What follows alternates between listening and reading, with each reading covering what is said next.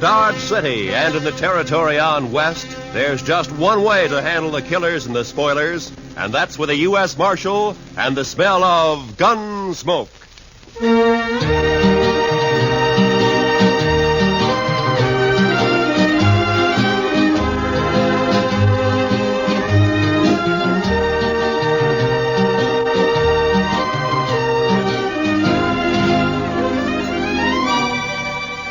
Gunsmoke, starring William Conrad. The story of the violence that moved west with young America. The story of a man who moved with it. Matt Dillon, United States Marshal.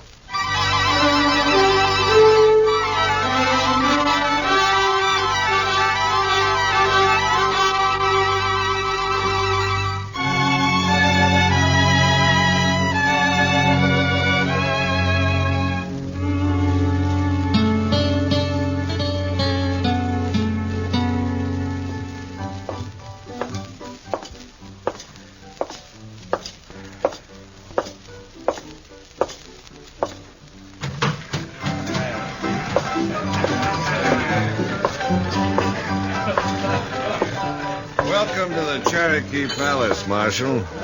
I see you received my complaint. I got it, Mingo. Where's Stanley? Where do you think? Upstairs. Brandy? Naturally. She always does mother him when he's in trouble. Be careful, Marshal. He might be dangerous.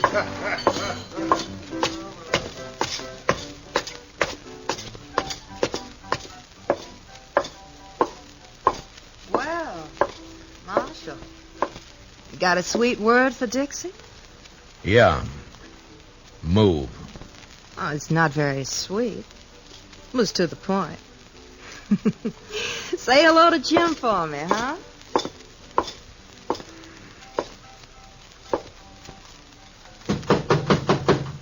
Go away. It's me, Brandy. Matt. Come in, Matt. Join me in a drink? Where is he, Brandy? In the next room. Cried himself to sleep. Save it, Brandy. I gotta take him. Oh, why, Matt? Jim Stanley never did a mean thing in his life. He's no bad man. He stole money from Mingo's roulette table, and he threw a bottle at him when he was caught. Mingo's pressing charges.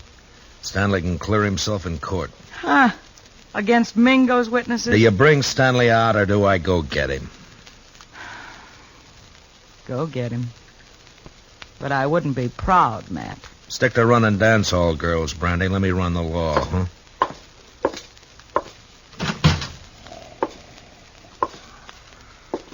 Stanley? Stanley! Oh, it's you, Marshal. I was sleeping. I want you to come with me, Jim. Come with you? Sure, Marshal. You better get up. Come on. Come on. Oh, yeah.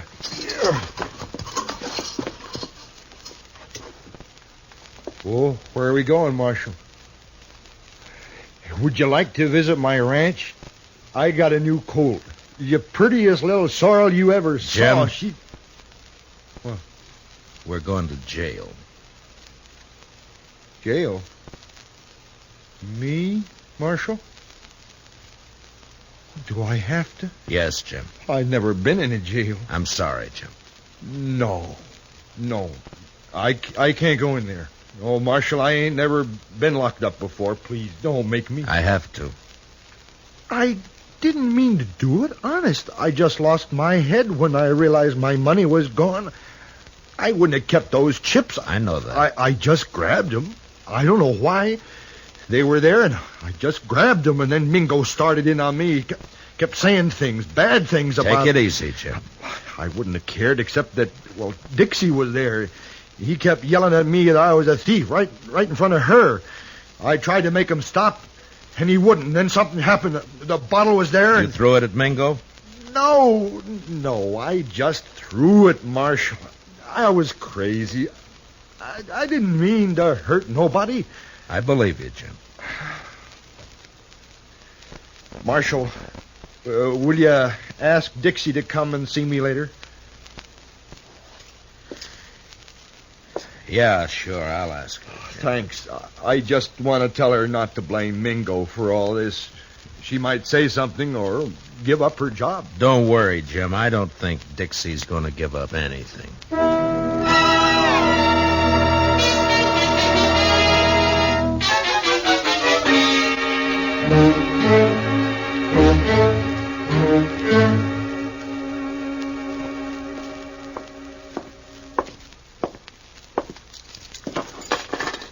He won't eat his dinner, Mr. Dillon. He just sits there staring. Yeah, poor devil.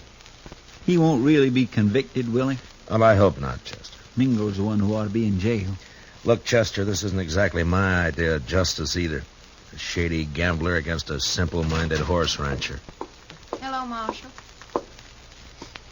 Bye, Chester.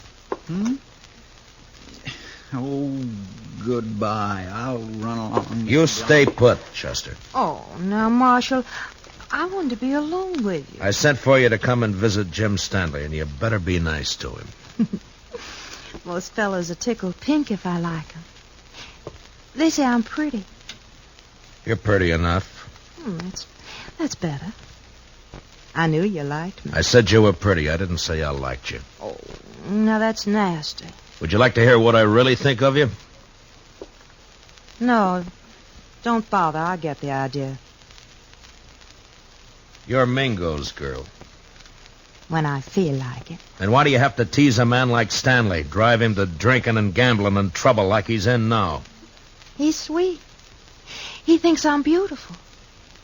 Yeah. But even men like him wake up. Stick to Mingo.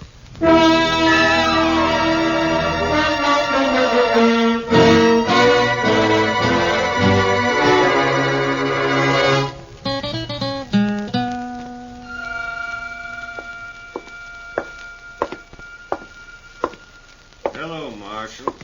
Thought I'd drop in and see if your prisoner was all set for trial tomorrow. Mingo, I want you to withdraw those charges. And let that potential murderer go free? No. You got back the chips Stanley took from your table, and his assaulting a man like you is ridiculous. He doesn't even wear a gun. A bottle constitutes a deadly weapon. Look it up, Marshal. Why you doing this, Mingo? Why pick on a man like Stanley? Let's say I don't like him always slobbering over Dixie. She's private property. For that greedy little vixen, you'd send Stanley to prison knowing that it'll probably crack his mind completely? That's his problem. You don't understand, Mingo. I don't like to see people pushed around. Well, don't cross me, Marshal. I already have. People get dead that way. Yeah, so I've heard. Now, just who are these witnesses of yours against Stanley? Ned Cole, Saginaw Henry, Both on your payroll? Dixie, some of the other girls. All working for you, huh? Jim Stanley's as good as convicted, Marshal. There's not a thing you can do about it.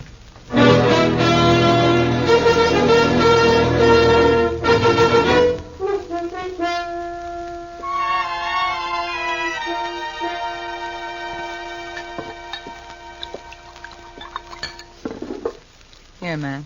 Drink this. Thanks, Brandy.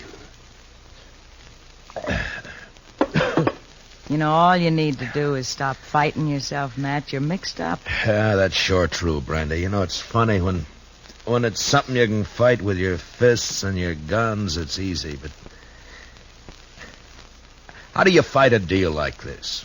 You gotta clear Jim somehow. Yeah, with those witnesses against him, Jim can't win in court. Technically, he's a criminal. Oh, criminal, my foot. He admits the crimes. The judge will have to sentence him to at least a minimum jail term.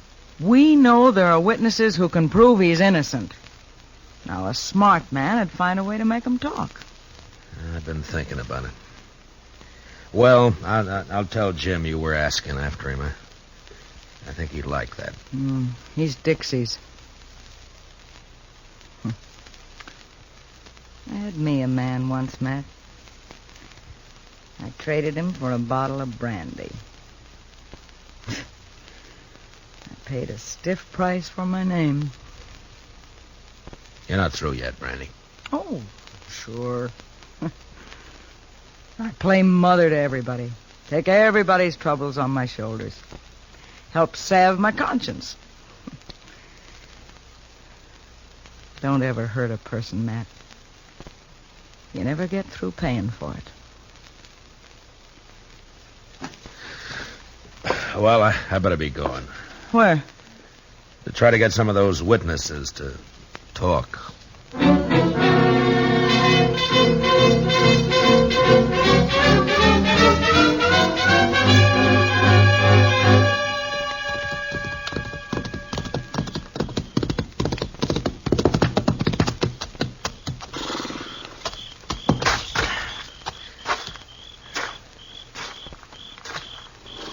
Hello, Saginaw. Oh, it's you. I've been looking for you. Then you've been looking for trouble. Well, you're beginning to sound like your boss, Mingo. It's late. What do you want? I want to read you something from this book. What for? This law book. Oh, so? First law I see says that anyone giving a drink to an Indian is liable to fine up to $500. I saw you buy an Indian Pete a drink only last week. Pete's a stable boy. He ain't no savage. Law doesn't say savage, says Indian. Pete's an Indian, so technically you broke the law. You can't make Next any... one says any man that disrobes in a public place is guilty of committing a public nuisance. Carries a fine of $100. Look, what the devil is all I this? saw you breaking a horse down in Harrison's Corral a little while back. You took your shirt off, and that's disrobing in a public place. Technically. You can't get away with this, Dillon. How much you make a month, Saginaw? 50, 75. Uh-huh. Well, the way it looks, I can get you fined on enough of these laws to keep you broke for about 5 years. 5 years? Then we can start all over again. You're bluffing. I never even heard of these Well, laws. look for yourself here. If you witnesses are going to send Jim Stanley to jail on a technicality, then a lot of you are going to jail the same way. Well, laws may be there, but they ain't fair. All right, Saginaw, if that's how you want it. Come on, let's go to jail. No, wait. Well, then start talking. Well, Dixie shilled Stanley into losing his money, and me and Ned Cole egged him into grabbing a couple of chips when the wheelman wasn't looking. On Mingo's orders? Sure. Stanley looked down at the chips we swiped, and he reached out to hand them back when Mingo jumped him. What was Dixie doing? Trying to keep from laughing. Yeah, I'll bet. And then what? Mingo rode Stanley hard to make him break down in front of Dixie. And finally, the poor lunkhead seemed to go crazy. He yelled and tossed a bottle at the bar. Not at Mingo? No, missed him by 10 feet. Stanley was just working off his mad by busting the bottle. Paid for it. I guess he had the right. Yeah, I guess he had. First, I think Mingo was just deviling Stanley, and then he got the idea to press charges and send him to jail. We got orders out to testify. Uh-huh. Well, thanks, Saginaw. Marshal, I'd like you to know something. Yeah? I'm glad I told you about Stanley, because framing him into prison isn't my idea of something to be proud of. It shouldn't be.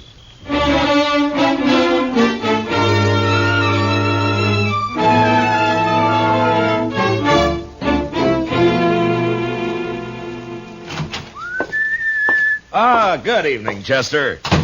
My, what are you so happy about, Mr. Dillon? Everything, Chester, everything. Is it about Jim Stanley? It is about Jim Stanley. He's going to clear himself in court tomorrow. Come on, let's go tell him. Well, gracious, that is good news. He couldn't have taken much more of being locked up. I know. Hey, Jim, wake up. We're going to bring... Jim, Mr. Dillon, he's gone. both window bars are cut. Yeah. And here's what cut him. A hacksaw blade. And look yonder, there's another. Oh, that fool. Why couldn't he have waited one more day and he'd have been free? Jim Stanley didn't have those hacksaw blades on him, Mr. Dillon. I know. I searched him good. You searched Dixie good? Hmm? Oh, mercy, no, Mr. Dillon. She's a girl. He didn't have any other visitors. No, sir. Mingo's going to be awful mad when he finds out his girl helped Jim Stanley get away. Come on. You going to arrest Dixie, Mr. Dillon? I don't know, Chester. First, I gotta find her.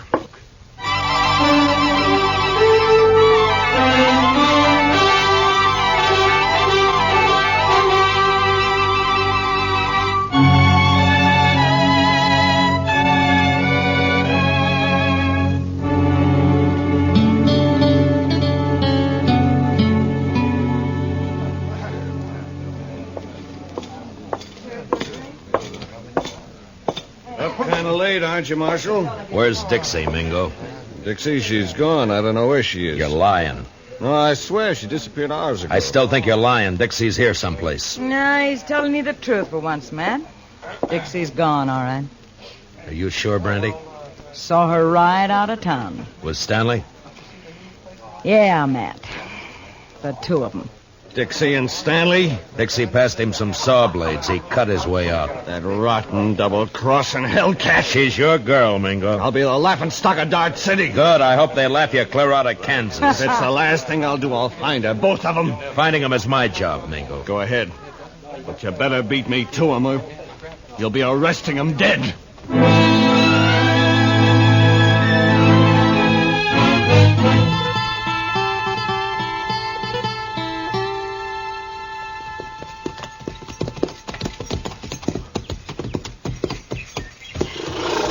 Yeah, they stopped here, all right. Probably changed horses and got some supplies. That wasn't why Stanley came home. Look, Chester. What? Water in the stock trough is right up to the top. And the barn's open. Feed pulled out where the stock can reach it. Even scared to death, Jim thought about his animals first. Mr. Dillon, you think Mingo's trailing Stanley and Dixie, too? Perhaps. It's one good reason why we better catch him quick. Come on.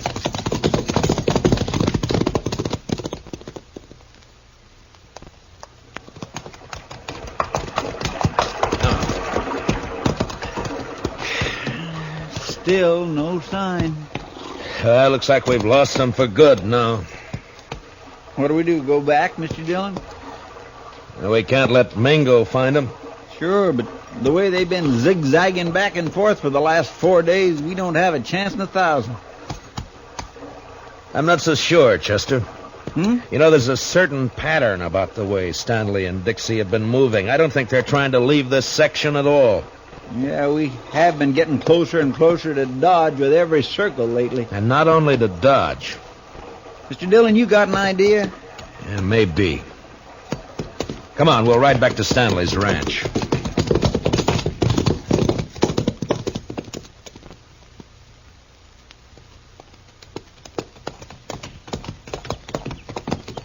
You think they came back here? I will soon find out. But from what we saw here before, I'll bet Stanley's not the kind to stay away from his ranch for very long. Hit the dirt, Chester. Behind the trough. Yeah.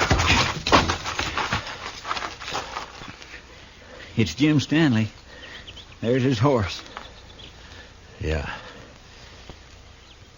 All right, keep your eyes open. Stanley!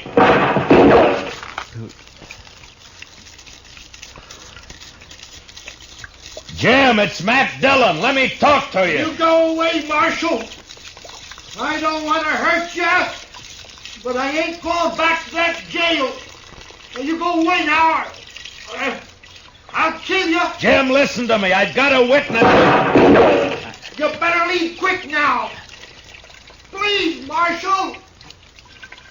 Mr. Dillon, I'm getting wet.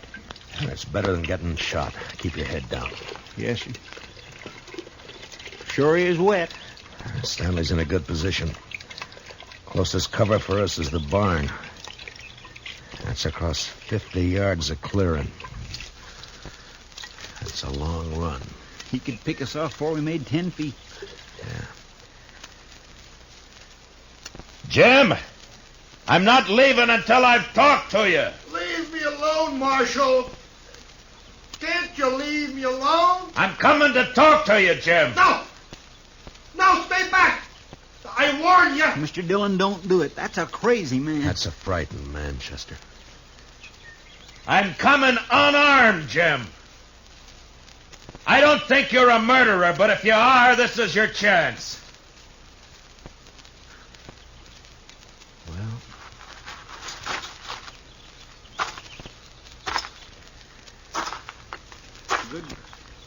Good luck, Mr. Dillon. Mr. Dillon! Stanley's shot sliced across my side like a branding iron. It was all I could do to ignore my fear and keep going. But somehow I reached the ranch house alive. And I opened the door.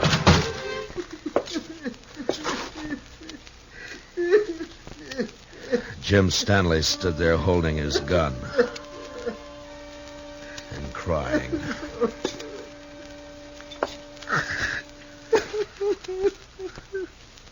Jim? I didn't mean it. I didn't mean it. I was only trying to scare you. I'm not a killer. I never shot anybody in my life. Honest, Marshal, I can't even shoot a rabbit. I know that, Jim. I'm afraid. I've always been afraid of things. I try to be like other people, and it only seems to bring trouble. You can stop being afraid of the law and jail right now. That's all over with. You mean that, Marshal? Really? Really. But I shot you. Did you? I don't recall. Oh, but Mr. Dillon, shot hit your side. Right there. You see it? It's bleeding. Now, Jim, listen to me. You didn't shoot me. Oh? Well, all right, if you say so, Mr. Dillon. I say so. Here, I'll take that rifle. Now, let's go back to town and get this business settled, huh? You've been good to me, Marshal. Forget it, Jim. There is one thing, though. Dixie. Oh, she brought me hacksaw blades. I know that. She said you were going to hang me and that I had to escape. She kept saying it. Uh-huh, she was riding with you. Well, where is she now? Oh, she left me last night. I was glad. I was nearly wild listening to her talk about you and prison. I even swore I'd kill myself before I'd go back to jail. I'm glad you didn't mean it. Oh, I meant it at the time. Oh, I was sure scared. You feel better now? Oh, yeah. Yes, I know. Everything's just going to be fine.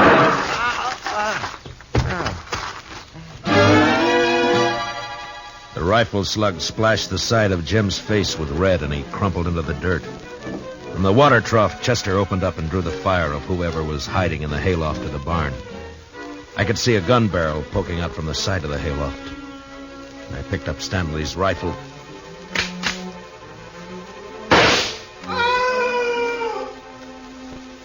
Mingo. Mr. Dillon, are you all right? Yeah, Chester.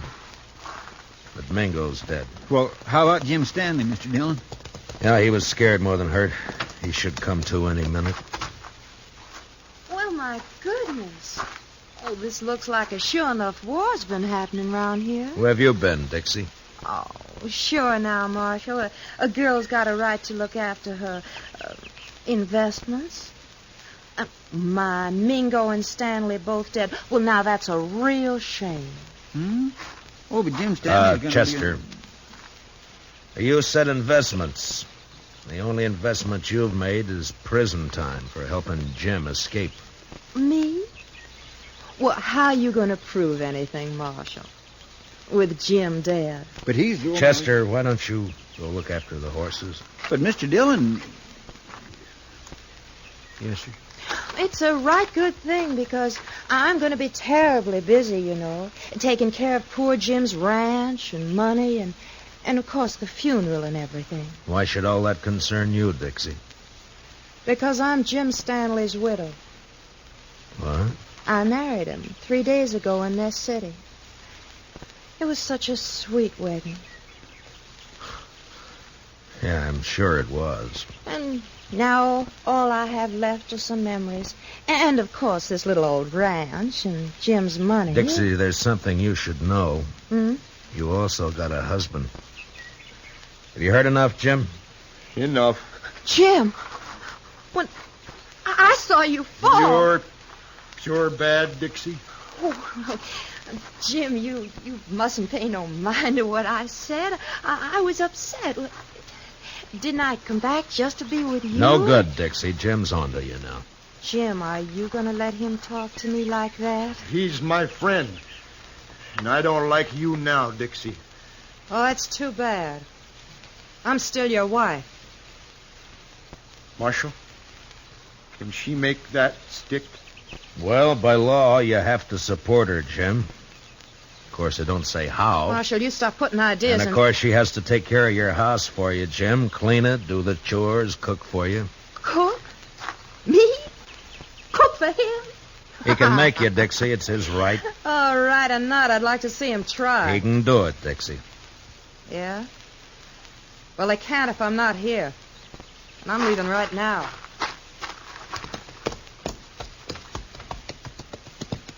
You want to ride into town with us, Jim? No. I think I'd rather stay here for a while, Marshal. If it's all right. Yeah, sure. I'll fix it. But in a few days, when you feel like it, come in and see me, and we'll help you get that divorce taken care of. Divorce? On grounds of desertion. She just deserted you, remember? Chester and I are your witnesses. Oh. Well, thanks, Marshal. I sure do thank you. So long, Jim. Goodbye, Marshal. Bye. Come on, Chester, let's go. He's had it too rough out here on the frontier, hasn't he, Mr. Dillon? Jim Stanley, I mean. It's addled him, sort of. Yeah, I guess that's it, Chester. Men like him needs looking after. Yeah, we got all kinds out here, Chester. Come on, let's get back to town.